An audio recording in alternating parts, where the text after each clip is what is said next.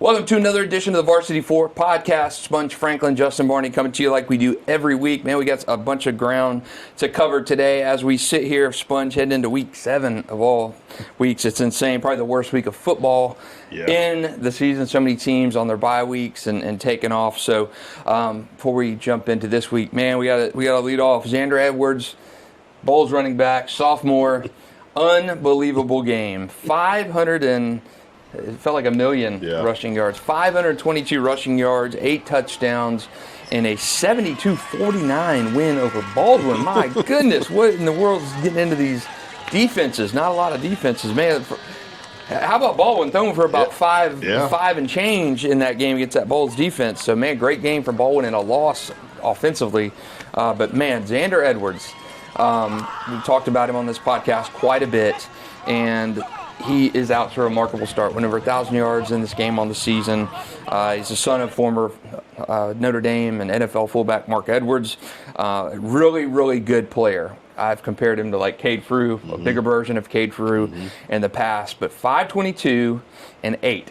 Yeah. That's not a game you see too often. No, he killed it, man. And when those numbers started rolling in, you're just like, good night. I mean, every time he touched it, ripped it for 6, and we talked about him all year. He's been great in every game. He's rushing for averaging about 200 a game usually. Crazy. So he doubled and quadrupled it and, stacked, multiple touchdowns on the board. So, yeah, he had about 2-3 games worth of stats in one game, man. Unbelievable game.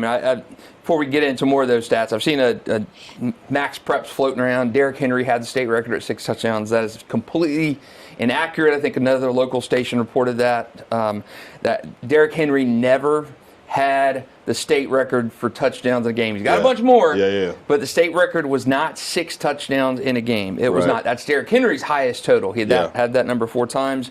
As a senior, a couple more times as underclassman. Derrick Henry never held the record, and I've sent this to Max Preps. Terrence Flagler. Derrick's not even first in his own county. Terrence Flagler had 7 in a game in 1981 against West Nassau. DJ Alderman from Hilliard had 7 in a game the week before that great game. Statewide, in terms of where it ranks in the state. Now, there's no Florida running back in the NFHS record books with 8 touchdowns in a game. So that is true. So Xander Edwards will go into the state record book as the first running back in the NFHS records to have 8 in a game. But Southlake Kelly Joyner also had 8 touchdowns in a game against Lake Mineola in 2018. So in the modern era of high school football, Xander Edwards tied a state record, even though Kelly Joyner is not in the record books. He did have 8 in a game. How's that not in the record books? Somebody must not have submitted it. But even going further back into the 50s and stuff, there are guys with more. So in the modern era, Xander Edwards tied the state record. Now, there have been 10 rushing touchdowns in the game in the 50s and 40s, things like that, of that nature. But Xander Edwards is number 1 in the state in the modern era for touchdowns in a game. He's now number 2 in Florida in rushing yardage per game. Caleb Wagner from Baker had 535, I believe. The kid was born without part of his left arm, and he was the one that actually broke Derrick Henry's single game rushing mark of 502. So unbelievable night for Xander Edwards. His offensive line was playing without J.J. the Miami commit. So Andrew Smith at left tackle, Caleb Barnes at left guard, Ryan Ingram at center, Reed Cobble at right guard, and William Zabrowski at right tackle. Those guys opened up a lot of room for Xander Edwards. The Bulls offensive line, to me, still remains the area's best, and I think that showed it. No, we've talked about him all year, and that's really one of the main reasons why we like them to make a deep run. Like they've been successful so far this season, running the football. You can kind of lean on that ground game to kind of open up everything else for the offense. And that's pretty much what's happened in pretty much every game. Obviously the defense gave out, in that St. Augustine, their one loss. And obviously they still need to shore some stuff up on that defense if they want to be a state title contender. But obviously they're going to be a problem to stop, because if you try to say, all right, well, let's load up the box and try to stop Xander, then that's where they do have some explosive guys on the outside as well. So it's kind of pick your poison when it comes to Bolles offense. So, I guess in this day and age in high school and college football and win in a shootout fashion, man. Yeah. Just score more points than the other team is the name of the game. So if you give up 49 and you score 72, it's still a win. Yeah, so, that's right. It still counts the same. Yeah, and Weatherly had a touchdown in that game. Naeem Burrows had a touchdown catch in that game. So they were clicking offensively. Offensive line good, playing without JJ Sparks in that game. So really, really good game all the way around. Offensively for Bolles, defensively got some stuff to clean up. But Xander Edwards, the story of Week 6, just in terms of 522, that's an obscene number. Again, Max Preps, Derrick Henry never had that record. A lot of other guys you've left out and kind of sold short in their accomplishments. Scott Ward from University Christian, another one. Buddy Collings sent me that yesterday from the Orlando Sentinel. I'd had him in my books, but I did not mention him the other night at 7 touchdowns. That UC score in that game, Scott Ward rushed for that many touchdowns, 130-0. Whew. Now, I went to UC, and that game was still talked about when I went there. 130-0 in that game. So, yeah, a little bit different for the running clock era. Last week, some interesting games. Reigns crushed Riverside in their game of the week, 49-0. St. Aug, 41-21 over Columbia. Big win for them. Yeah. Like I said, I felt like that was going to kind of happen, to be honest. I felt like Columbia was a good team, but I felt like it was kind of indicative of their competition level ratcheting up to play against the St. Aug. St. Augustine's been lights out, Brent James quarterback play. They've been running the ball well. Like, they've been allowing a little bit of points too, but for the most part, they're playing good complementary football and playing well at all levels, and that's why we think they're obviously one of the best teams in our area and one of the best teams in the state too. Yeah, 20-point win for the Jackets over Columbia, and they're closing in on an undefeated regular season. Do have a game against Mandarin left in the regular season. That will be a good win. Okay, Nice, big loss to Gainesville Buchholz, 27-7. Yeah. Some more Nice news we'll talk about in a minute. Mandarin 34-13 over First Coast. Big win for Mandarin in a district game. Oakleaf back in track, 38-9 over Fletcher. That was the score surprised me there. Smoked them, man. Bradford 53 over Keystone. Ed White with a loss to Merritt Island, 52-49. That was Ed White's first tough game of the year, and they give up 52 and lose on a walk-off field goal. Yeah. Unbelievable game there for the Commanders, and then Beachside was off last week. So I think really the surprising one for me last week was St. Aug with a 20-point win over Columbia. Samoria Wingo, 3 touchdowns in that game and an interception. He is, to me, as the list kind of winnows down in terms of best players, Wingo is on that list. Oh, yeah. Xander is way up there on that list after last week. So really some interesting things shaping up. We go from a good week of football to a dog week of football.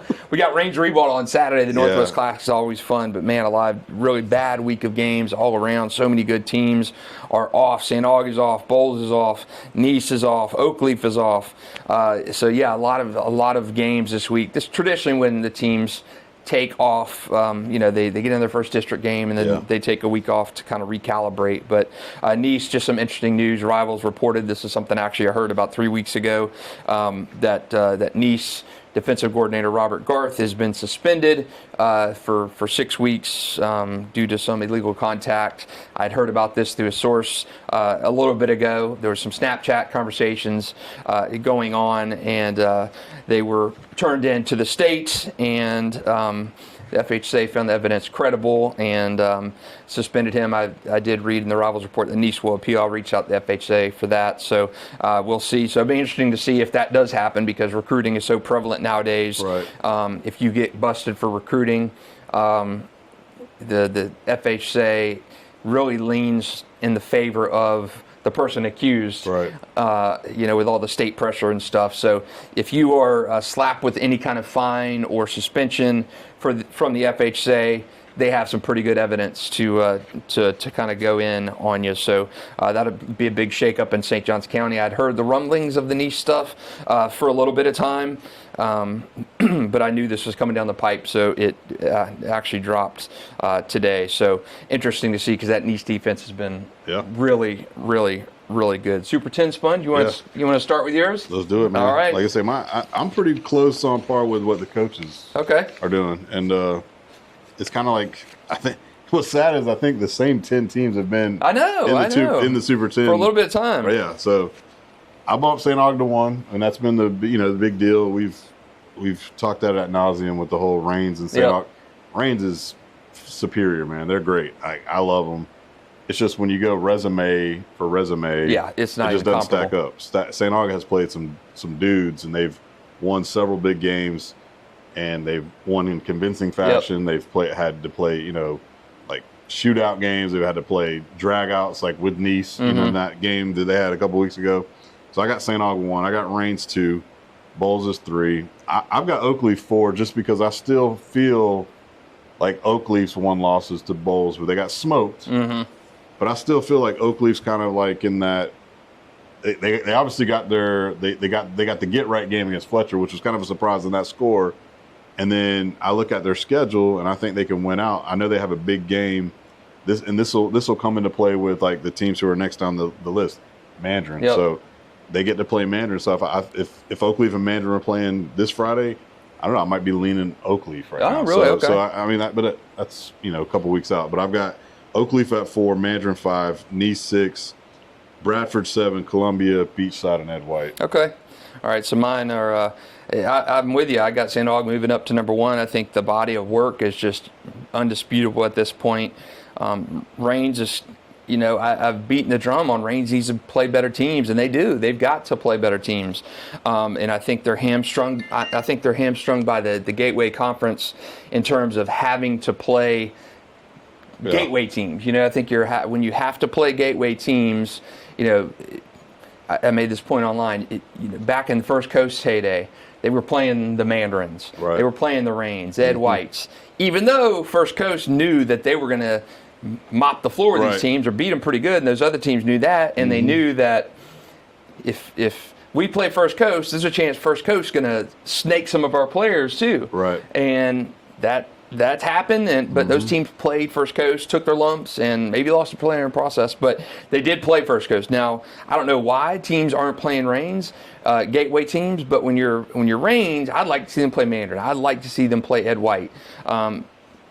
It's just not happening for whatever reason. So I'm sure those teams don't want to schedule Rains just because they probably know that they're going to get cooked. And unless Duval County comes in with a mandate, say, hey, Ed White, you got to play Rains. Mandarin, you got to play Rains.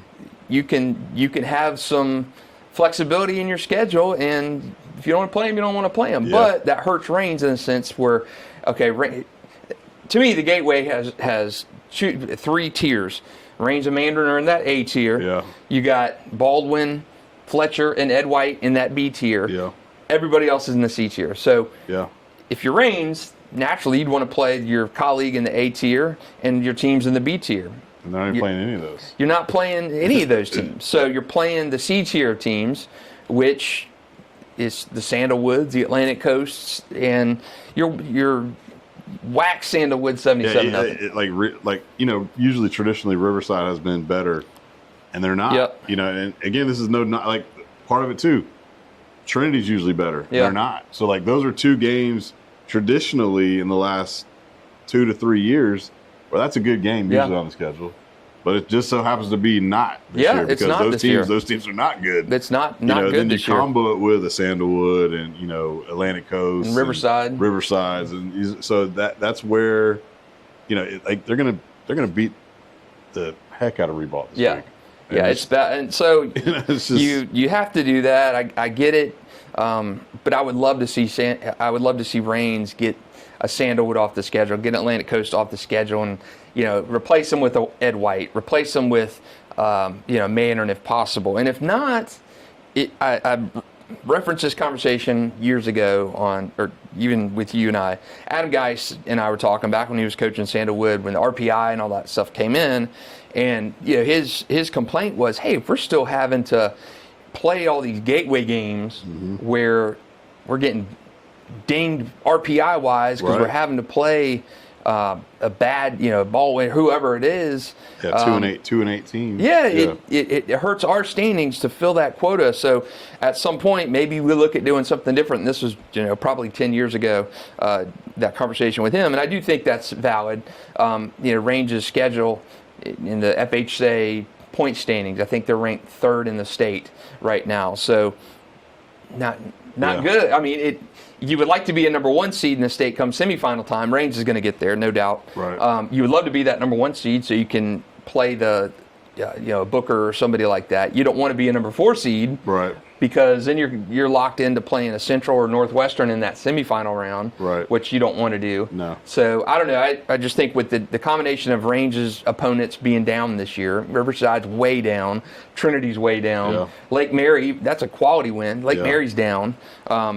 And Madison County's down. Yeah. Teams that you would normally think would have good seasons, they're down. They're down a little bit. So I think it's a fair question, and that's the reason why I have St. Augustine number 1, because the body of work is not even comparable. Yeah, you got 3 wins over 3 top 10 teams. Yeah, exactly. That's what I'm saying. You look at who they've beaten just by saying Bolles, Nice, and Columbia. Yeah, like that's enough said. Like those are 3 quality wins, and then even in the other games, their other 3 wins are probably comparable to some of the teams that Raines has played. Yeah, I mean, Menendez, Palatka, right. Riverside, so. Yeah, they have a common opponent. Yeah. So.